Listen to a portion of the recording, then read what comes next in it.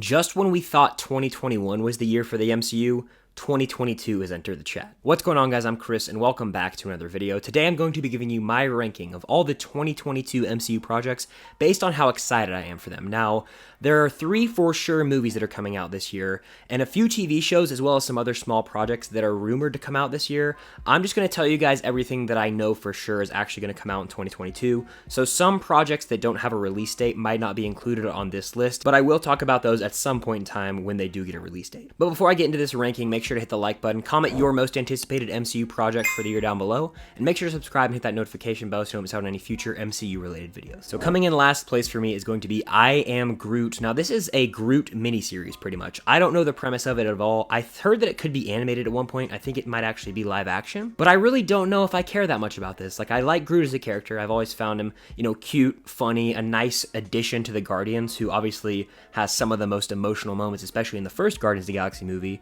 And if we're looking at the 3 different versions of Groot, Baby Groot is the best, so I would hope this show kind of tackles Baby Groot, but I really just don't know how much of an interest I have in this. I feel like this is going to turn out a lot like those Pixar shows like Monsters at Work and the Doug Days one, which is a spin-off of the movie Up, where I just don't know how much interest I'm going to have in this or how much really hype it's going to generate. I'll still check it out, of course, if it is attached to the MCU, but it's just not something that's on my radar. Next on my list is actually going to be Miss Marvel. This is a show that I thought was going to come out last year along with everyone else. I mean, I think it originally was slated to come out in like fall of last year, so I don't really know what's going on with those delays, but we got our first ever footage for this on Disney Plus Day, and to be honest with you, it looks pretty intriguing. Like, this is a character I don't know how well I'm going to be able to connect with, just because I believe they're like a 13-year-old or 14-year-old. So I think this show is going to be a lot more targeted at a younger audience. For me, at a 22-year-old, I don't know if I'm going to be able to connect with the characters as much or if this one's really going to resonate with me.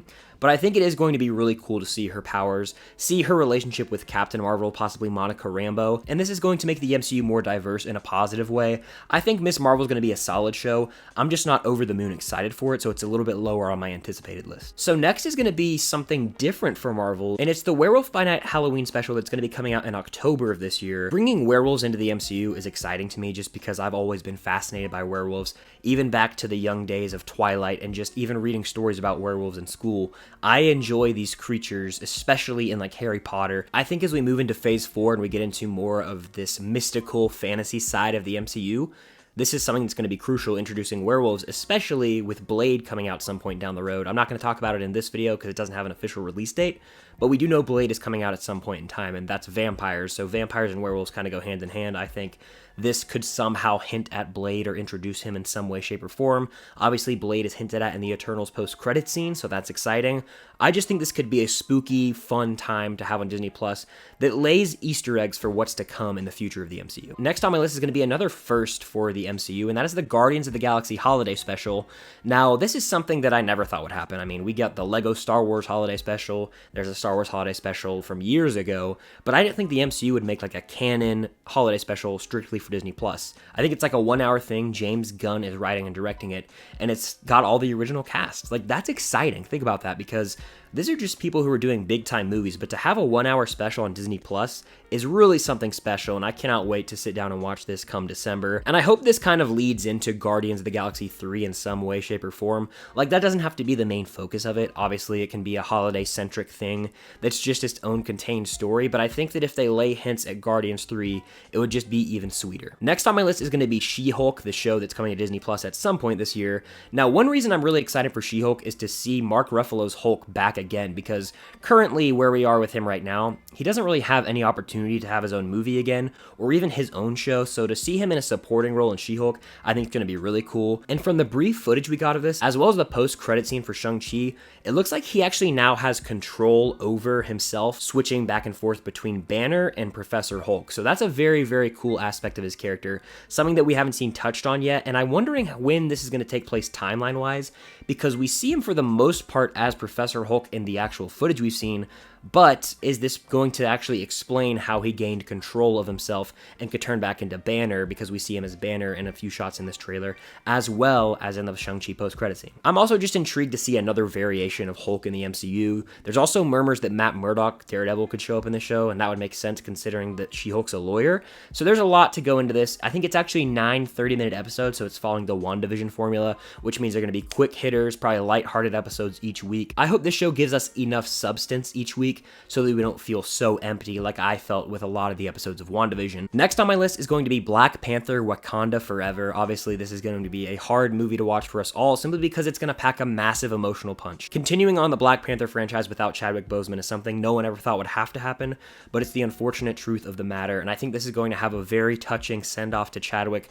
A long funeral scene for Black Panther's character, I bet, will be within the first 15 minutes of the movie. The tears will be flowing in that theater. It's going to be a heartbreaking moment in the MCU, but it's also going to set up the opportunity for other characters to have a prominent role in the franchise moving forward. I have no clue where they're headed with Black Panther as a franchise or a character who's going to take on the mantle next. I'm uncertain of that. I'm a little worrisome that it's going to become like just unimportant who is Black Panther, and they're just gonna kind of switch out who Black Panther is every movie. I know that they can't do a time jump and have like him have a son who could take it on. Could they recast maybe? It's a touchy subject, and it's up for debate all online right now. I don't know what I would do if I was in the MCU seat, so I don't really know how I'm going to critique it, but I'm very interested to see where they take this story. I know Ryan Coogler is coming back to direct, which is a massive win. I'm sure they have a great story to tell in a respectful way that will honor the legacy of Chadwick Boseman, and I'm sure this movie is going to make a ton of money at the box office. It's going to be in a later spot in November, so it's going to have kind of a holiday push as well. I think this is going to be a solid movie. I don't know if it can top the first Black Panther. Again, only time will tell. I'm very, very interested to see how they handle this movie. Next on my list is going to be Moon Knight. Now, this is a show that I'm probably the most excited for this year overall. Check out my top 10 most anticipated TV shows of the year for more. But the main reason I'm so pumped for this is it's got Oscar Isaac in the lead role and Ethan Hawke is the villain. Those are Academy Award caliber actors in a Disney Plus show. On top of that, the footage we got on Disney Plus Day makes this look very similar to Batman when it comes to the brutality and just not holding back. My only concern is that it'll be a little too watered down because as we've seen in Disney Plus shows so far, they're not as willing to push the boundaries or the barrier when it comes to the violence.